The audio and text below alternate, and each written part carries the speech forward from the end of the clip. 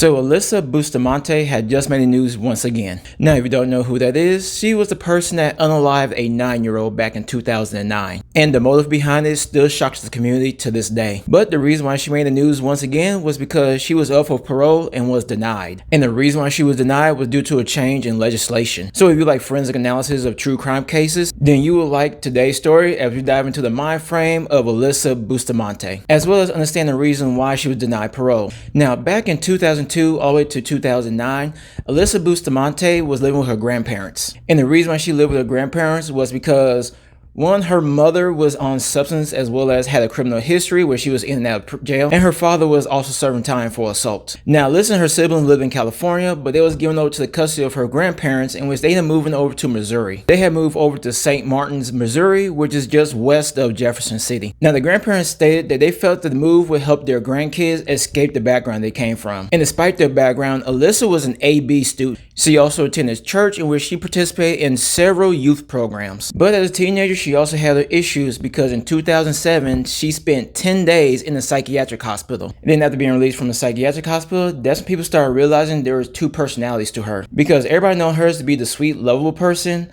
but online, she had a darkness to her. Because on one of her Twitter feeds, they had found that she made a statement saying that she hated authorities. And it wasn't until October 21st of 2009 when the darkness came out. Because 4 houses down from Alyssa lived 9-year-old Elizabeth Olten. Now, her family remember her as a sweet, loving person who wanted to be a teacher and a veterinarian. Now, on October 21st of 2009, Elizabeth would ask her mom if she can go down and play with Alyssa. And the reason why her mom didn't think that was odd because Elizabeth always went down and played with Alyssa and her siblings. So around 5 p.m. that night, Elizabeth would go down to Alyssa's house, but around 6 p.m., that's when her mother started getting worried because Elizabeth never came back. So after searching around when they weren't able to find her, they would go ahead and notify law enforcement. And due to the age of Elizabeth, they would go ahead and get the FBI involved. Now, the FBI would question Alyssa and ask them if they know where Elizabeth could be at, but Alyssa said she had no idea and she hadn't seen her that day. But after looking around the residence, they have found that there was some holes in the backyard in which Alyssa would say that she likes to dig holes. So in a way, she was acting like Shia LaBeouf from the movie Holes. Now, after questioning Alyssa, they would go ahead and seize her diary as well. And after looking through the diary, that's when they made a gruesome discovery. Because in the diary, she boasted about how she unalived somebody, in which she stated everything that she did to that child. She also made an entry saying that she doesn't know how she should feel at this moment because everything just felt amazing. Because after she got off to the moment of that she couldn't do this, she said she started realizing that it was enjoyable. She also stated that at the moment she was nervous and shaky, but she also wrote in her diary that she had to go because she had to go to church. Which is pretty psychotic that you would unalive somebody and then go to church to pray Jesus afterwards. And so after making that discovery, they would go ahead and do another investigation in the household, in which in the backyard, they will find another shallow grave covered in leaves, and inside they found Elizabeth Olten's body. So they would go ahead and arrest Alyssa Bustamante. While she was arrested, the FBI would go ahead and interrogate her for 2 hours where she admitted to everything. And during the interrogation, her grandmother was in the room with her, and after hearing what she did, she started crying and stormed out the room. Even during Alyssa Bustamante's trial, she would still admit to the same crime again. And her lawyer would ask for leniency due to the fact that she came from a troubled childhood. But the judge said no and that he would try her as an adult. Now, during the time this crime was taking place, Alyssa was only 15 years old. Now, some people be wondering why would a 15-year-old do something like this?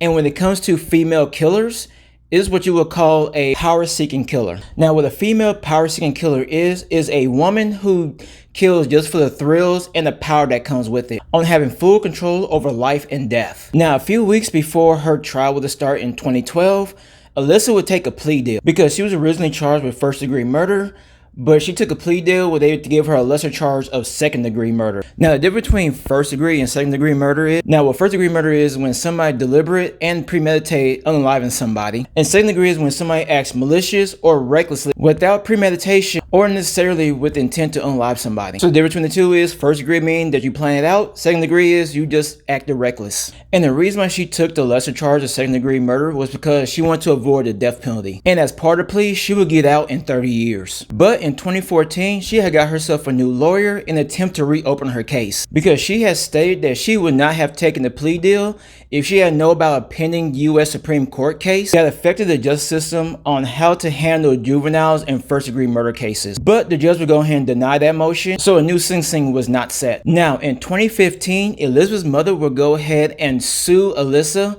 for wrongful death, in which 2 years later the case ended up being settled where Alyssa would have to pay the mother back $5 million when she gets out. Now, in the summer of 2024, a new legislation would be passed, and it was with the help of Elizabeth's Alton family that it was able to be passed. Now, Alyssa was eligible for parole in a 2014 U.S. Supreme Court ruling. The court ruled 5-4 that no juvenile could be sentenced to life in prison without a chance of parole, even for murder. However, in 2021, lawmakers in Missouri, they passed a bill stating that the ruling does not apply to juveniles who committed first-degree murder. But in 2024, they would expand that ruling to include juveniles who are convicted of second-degree murder. And because of that ruling, Alyssa Bustamante is no longer eligible for parole, which means she would have to serve out the rest of her sentence doing life. So that concludes our story for today. So what do you think? Do you feel that Alyssa should be eligible for parole?